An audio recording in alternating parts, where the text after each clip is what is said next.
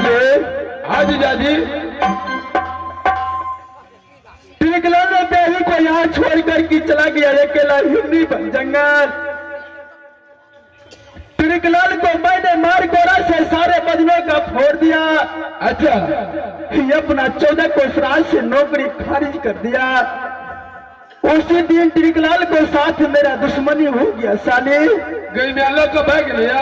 उसी दुश्मनी का बदला लेने के लिए टिकलाल आया था चंडीगढ़ किला, और यहाँ से मेरी प्यारी को लेकर के भाग गया साले। गई में तैयार कर देता कहला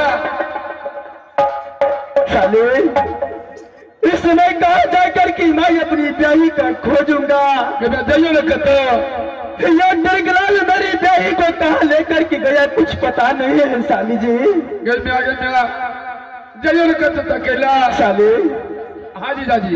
लेकिन ब्याही को तो अवश्य मैं खोज करके लाऊंगा, चाहे टिकलाल आकाश लेकर के गया होगा, चाहे पाताल लेकर के गया होगा। अपनी सती नारी की अवश्य खोज करके लाऊंगा साली जी। आज ब्याही का कारण दुनिया संसार में पागल बनकर की दुनिया संसार में भ्रमण करूंगा। जब तक मेरी ब्याही मुझे नहीं मिलेगा, कदापि लौट करके अपना हिरनी बन जगह नहीं जा सकता हूँ साली जी। ठीक है, तैयार होता कहला था। चाहे मेरा ब्याही को खोजते खोजते मेरा प्राण क्यों नहीं चला जाएगा। इस समय मैं अपनी ब्याही का खोजने के लिए प्राण का भी तेजने के लिए तैयार हूँ साली जी। जाइए ना। आज मैं ब्याही को कारण पागल बनूंगा साले। पागल बनकर के दुनिया संसार में खोजूंगा, बस ये अपनी ब्याही का खोज करके लाऊंगा साले। जाइए ना खोजेला।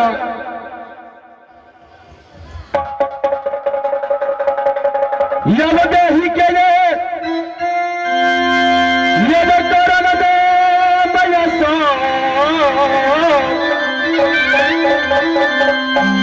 पगला दिन जेब